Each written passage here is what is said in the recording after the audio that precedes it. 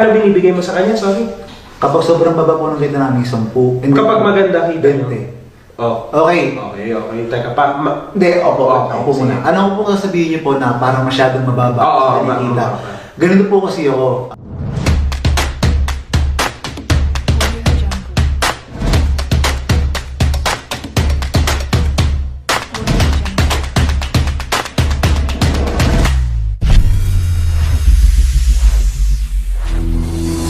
Welcome to Idol Showbiz Updates.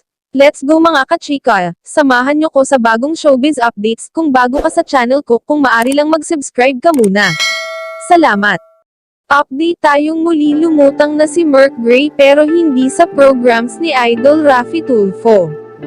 Aminado si Merk Gray sa ginawang pandaraya kay Kaffy ngunit tinanggihan ang iba pang mga paratang.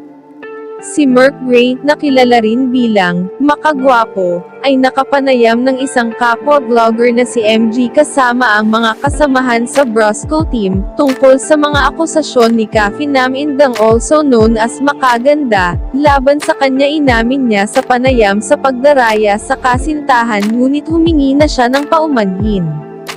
Tungkol sa akusasyong kinuha niya ang lahat ng mga kita mula sa kanilang mga vlog sa YouTube. Sinabi niya na nagbibigay siya ng halos 10,000 to 20,000 pesos kay Makaganda at sa kanyang pamilya buwan-buwan, bukod sa kanilang pinagsamang account kung saan napupunta ang kanilang pagtitipid. Sinasabi din ng kontrobersyal na vlogger na gumastos siya ng 2 million pesos para sa aplikasyon nila ni Makaganda papunta sa Canada, kung saan pinlano nilang tumira at mag-aral silang dalawa.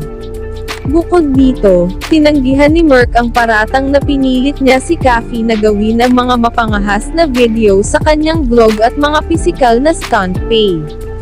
Naging usap-usapan ng bayan ng ang kanyang dating kasintahan na si Kaffy, Makaganda, Namindang, ay nagsumite ng mga paratang laban sa kanya at lumapit na kay Idol Raffy Tulfo. At ayon nga sa panayam kay Merk ng isang kapwa-vlogger na si MG kasama ang Brosco team tungkol sa mga akusasyon ni Makaganda, ay nagbibigay siya ng pera kay Makaganda at sa kanyang pamilya.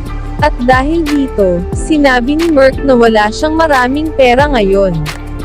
Itinanggi din niya na kumikita siya ng minimum na 500,000 pesos at isang maximum na higit sa 1 milyon piso buwanang mula sa YouTube. Si Kaffy Namindang ay isang artista na lumabas sa pelikulang Wait Lang, Is This Love? Lalo siyang naging kilala sa paglabas sa mga vlog ng kasintahan na si Merk Gray sa YouTube. Kamakailan ay gumawa siya ng mga headline nang sinimulan niyang akusahan si Merk na hindi patas pagdating sa kanilang mga kita sa YouTube.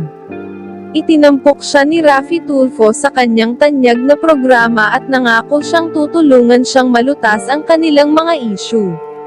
Sa pangalawang bahagi ng tampok ni Kaffy sa palabas ni Idol Raffy, ipinahayag ng kanyang ina ang kanyang reaksyon patungo sa kontrobersya.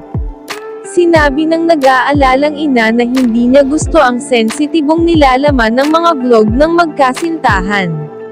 At ang sumunod naman na pagtampok sa interview kay Kaffy ay yung nagsangla siya ng mga alahas na binigay ng Merk Gray at napag-alaman niyang peke ang kwentas at ayaw tanggapin sa pawn shop, samantalang ang engagement ring at naisang langa nga pero bagsak presyo nga lang, sa halagang 8,000 pesos lamang at gagamitin so niya iyon pambayad sa internet bill at ang iba ay kanyang panggastos. Dahil sa nakikitira lang siya sa kaibigan, pinayuhan siya ni Idol Raffy Tulfo na umuwi na sa bahay mga magulang at bibigyan pa ni Idol ng 25,000 pesos para panggastos. Disiday daw pa rin si Kaffy o Makaganda na mag-file ng kaso.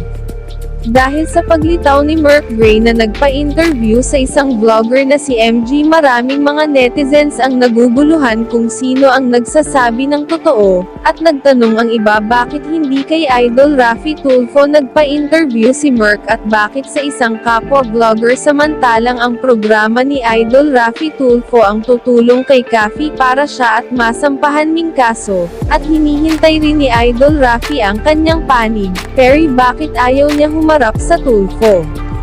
Panoorin natin ang interview kay Merk Gray. Ako po kasi, Ang point ko kasi hindi ko naman po kailangan ng ano eh. Kasi wala po kami namin sa... Magkano binibigay mo sa kanya, sorry? Kapag sobrang baba po ng kita namin 10. Kapag maganda kita nyo. 20. Oh. Okay. Okay. Teka Hindi, opo, Okay, ako po sige. muna. Ano po sasabihin niyo po na parang masyadong mababa Oo, ang kinikita? Ganito po kasi ako. Ako po kasi yung tao na nanggaling sa wala. Kaya alam ko po ulit yung pakiramdam ng mawalan ulit. So yun po yung sabi ko po sa kanya, mag-ipon tayo. Joint account po kami sa bangko. Okay, papakita natin yan. Joint account. Kita So, nyo dali. hindi po totoo na ako lang po yung 100% may access.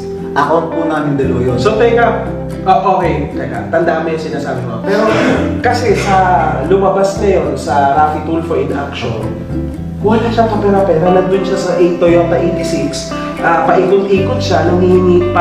Parang kumbaga, sinangla niya yung binigay mo na kwintas.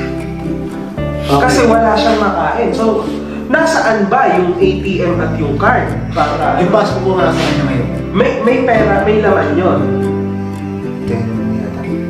10K ang laman nun. Ganito po kasi yun, kaya kami naubos gawa sa Canada. Ibig mo sabihin, wala na kayong pera, yun lang. Simula po June, naubos na po kami nun kasi June po kami nag-apply sa Canada. Ang laki po na naggastos namin. Magkano ang nagastos mo? Actually, pinakita na natin. Opo. Pinakita At tuition pa lang po namin, tig-1 million na. So, gusto ko sabihin sa inyo na ano na kung wala siyang pera, wala din po akong pera na yan. Parang hindi po totoo na hindi ko siya binigyan. Kasi siguro po, nung mga nakaraang rate binigay ko yung June. Kasi sana maintindihan din po niya na nag-apply po kami sa Canada eh. Hindi po kasi ako ganito klase ng tao kasi may pangarap ako para sa amin. Kasi kung wordas po akong pera, kung wordas po ako, paano po makakapag-apply? Talagang parang ang pangarap mo ay, yung pangarap Para mo ay sa amin. malayo sa YouTube. Ako po kasi gusto ko po, pag sa Canada po kasi, iba na buhay namin doon. Opo, pagtatrabaho po kami, mag-aaral kami. Ay, malayo na buhay mo sa YouTube. Opo. Yun po kasi yung goal namin eh, kasi po, simula po dati para sabi ko sa kanya, gusto ko, hindi tayo dito kasi, kumbaga, doon kasi sa Canada, parang malayo na tayo sa lahat eh. Okay. Dito tayo, magkakampi tayo ng dalawa. So, parang gusto mo, dahil walang kayo sa relasyon, walang makikialam na pamilya. Opo, wala po, kumbaga, walang kaibigan. Kasi kami lang pong dalawa. And then, sinabi ko sa niya na, mahal, mag-iipon tayo kasi nag-iipon po kami, nagtitipid po talaga kami na, mahal, pwede ba? Ganito mo nabigay ko sa'yo ngayon. Kasi, Paano mga kachika, kita-kits tayong muli sa mga susunod ko pang showbiz updates. Please like, share and subscribe, pakihit na rin ang notification bell para ma-notify ka sa mga susunod ko pang upload. Again, maraming salamat.